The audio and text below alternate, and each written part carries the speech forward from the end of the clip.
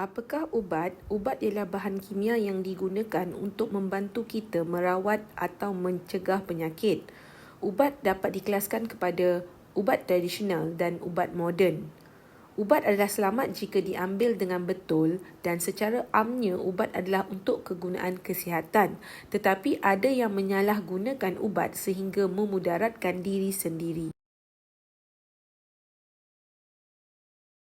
Ubat tradisional diperolehi daripada tumbuh-tumbuhan herba ataupun haiwan dan dianya tidak diproses secara kimia.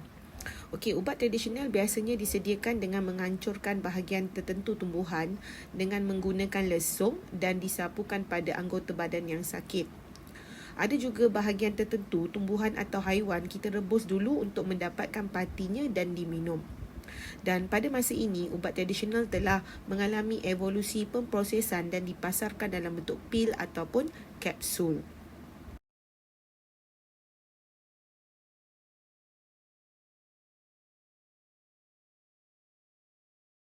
Contoh tumbuh-tumbuhan yang biasa digunakan di Malaysia sebagai ubat tradisional adalah halia. Halia kegunaannya menyingkirkan angin dalam badan, mencegah selsema dan membantu memanaskan badan. Selain daripada itu, lidah buaya.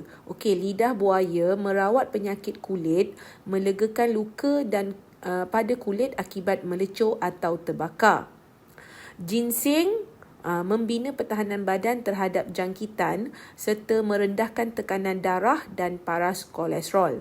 Begitu juga dengan asam jawa, jus buahnya dapat melegakan batuk dan mencerahkan kulit.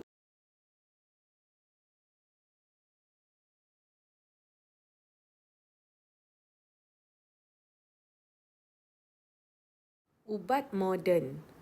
Ubat moden kebanyakannya dihasilkan pada hari ini berasal daripada tumbuhan dan mikroorganisma ataupun bahan kimia sintetik. Ubat moden terdapat dalam pelbagai bentuk seperti pil, kapsul, serbuk dan larutan.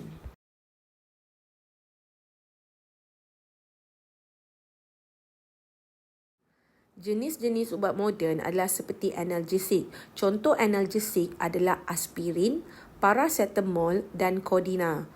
Fungsi aspirin, paracetamol dan kodina ini adalah untuk melegakan sakit dalam keadaan sedar. Manakala kodena ni dia melegakan sakit, rawatan batuk dan cirit-birit. Ubat analgesik ni perlu diambil mengikut preskripsi doktor. Aspirin dia bersifat asid.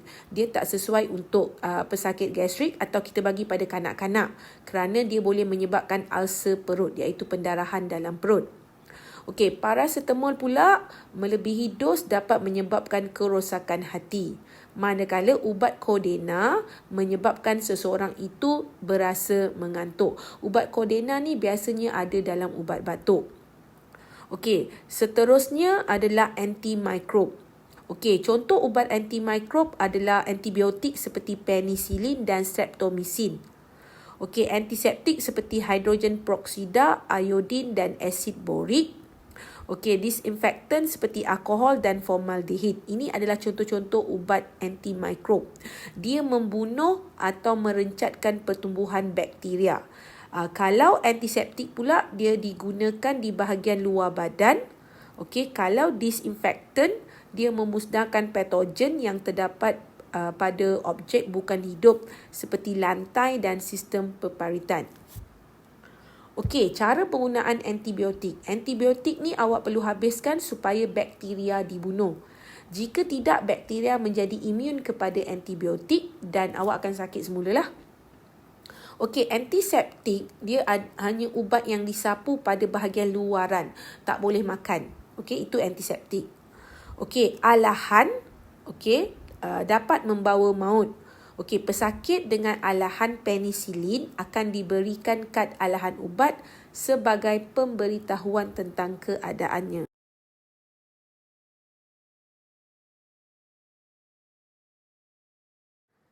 Ubat yang ketiga ialah ubat psikotik. Contohnya macam haloperidol, chlorpromazine, clozapine. Dia merawat psikosis. Apa itu psikosis? Psikosis itu penyakit mental, gejala penyakit mental yang menyebabkan pesakit melihat atau mendengar atau mempercayai perkara yang tidak nyata. Okey, ubat psikotik ni mesti diambil atas preskripsi doktor. Okey, tapi dia mengakibatkan pergerakan muka dan badan tidak normal. Okey, dia mengakibatkan kejang atau menggeletar. Okey, jenis ubat yang keempat, anti-alergik. Contohnya, antihistamin. Okey, dia melegakan hidung berair dan kegatalan. Ubat ini juga hanya boleh diambil atas preskripsi doktor. Dia mengakibatkan mengantuk, dan ubat ini kalau kita makan dia ada kesan sampingan seperti menyebabkan mulut terasa kering, gangguan penglihatan dan sembelit jika diambil dos yang tinggi. Dan ubat yang kelima adalah corticosteroid.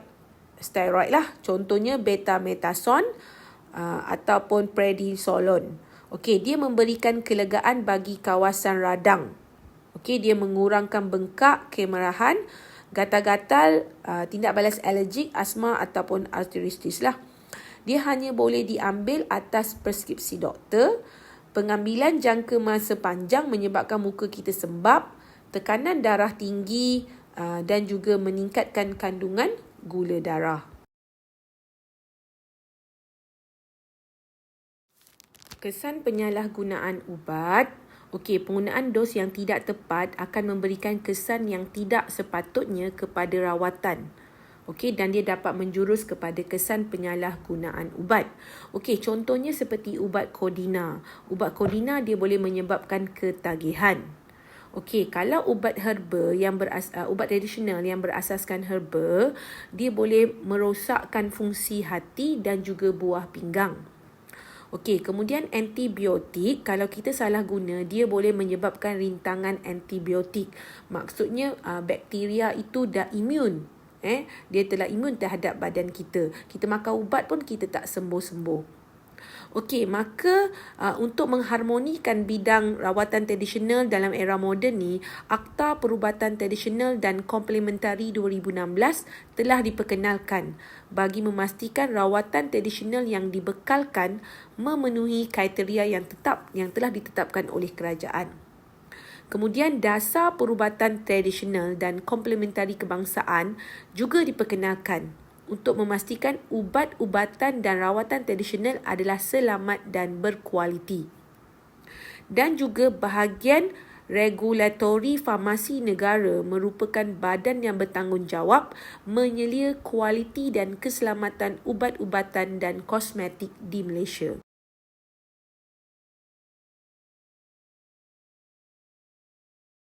Baiklah, anda telah pun mempelajari ubat tradisional dan juga ubat moden serta kegunaannya. Sekarang anda perlu melengkapkan uji diri 5.4, soalan nombor 1, 2 dan 3 serta soalan daripada jadual 2. Kemudian anda perlu menghantar latihan ini kepada saya. Sekian, terima kasih.